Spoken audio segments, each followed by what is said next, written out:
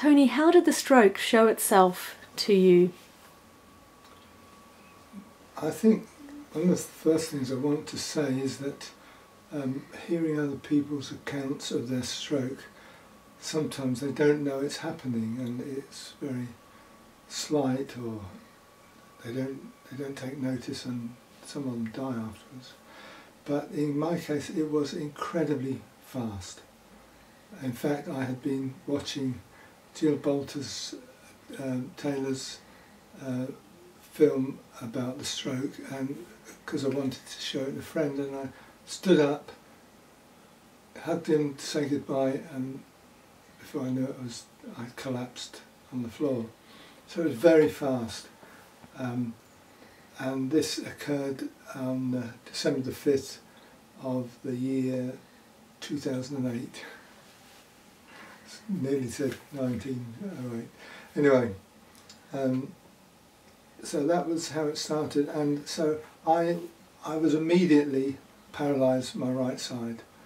I was dimly aware of it because I was knocked out partially.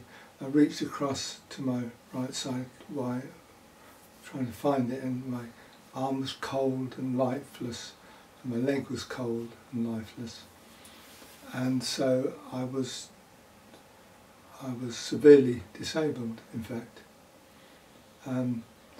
But my good fortune has been that we had a wonderful quick response team was there within a few minutes, and then they saw to me and took me to the Royal Free Hospital in Hampstead, and I was examined and given what's called a clot buster, which is intravenous drip feed, and considering that I was gone, you know, I couldn't speak, couldn't move on my right side, and within a few hours I could begin to move my right side.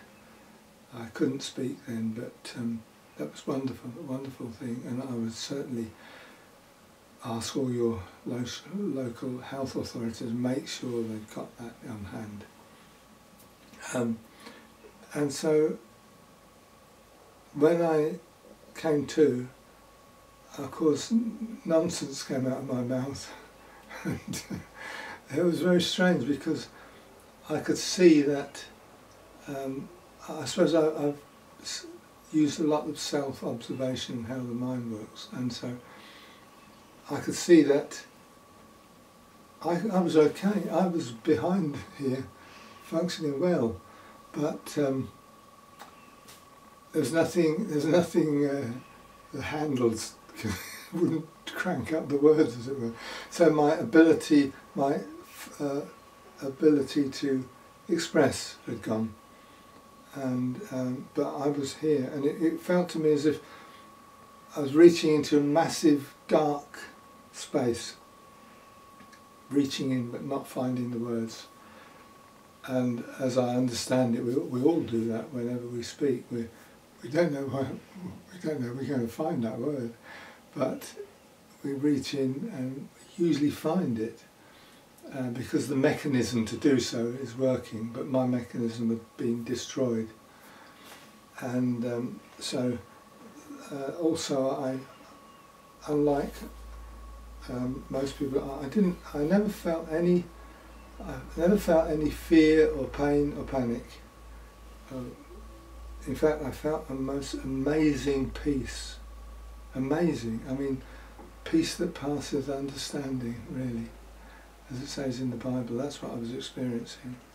And I could see how it happened, because it was like, I have to put it in an image really, because I can't describe it in any other way, but it's like being in a great big cavern, and the ceiling above me, above that was words. But that beyond that was all the conflicts, doubts, questions, fears that people use, you know, that they create them out of words. So as far as I was concerned, I was well without it, although I obviously began to develop speech. But I could also see that my mechanism wasn't working, so I could develop that again.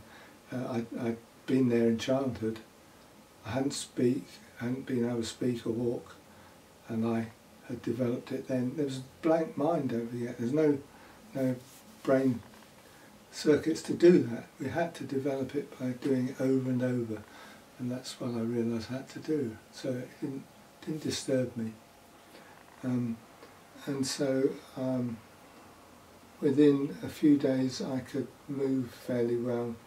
I could begin to speak. I noticed that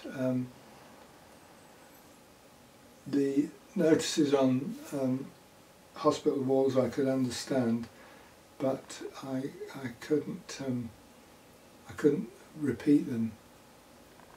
And but gradually, with the speech therapist came and had like one of these picture books with pictures, and I had to say what it was. You know, I did fairly well, really. But writing, I could not write a thing.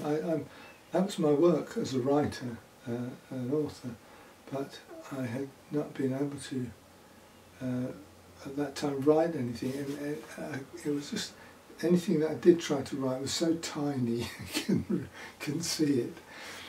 And one of the first things after probably a week or so, I wanted to communicate some of my friends by email, and this is simply what I wrote at the time. It's an email trying to communicate what I felt to my friend.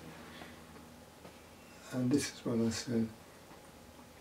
I sense you feeling in a new pathway, in your footpath, your foot and your heating in your soul, spelled S-O-L-E, by the way.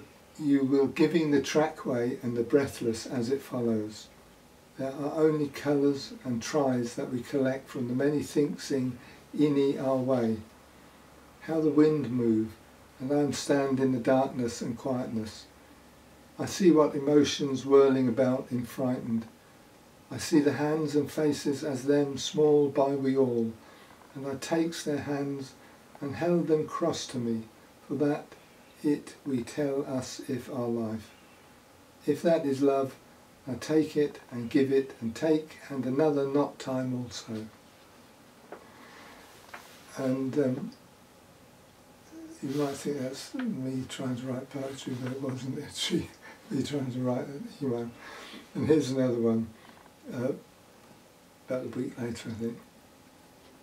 Hi Jill, one day I will speak and I will listen. I fell into a wordless silence and then put my head up in a quietness. Now I came by with a few words, rare and wonderful, but the silence is even brighter, Tony.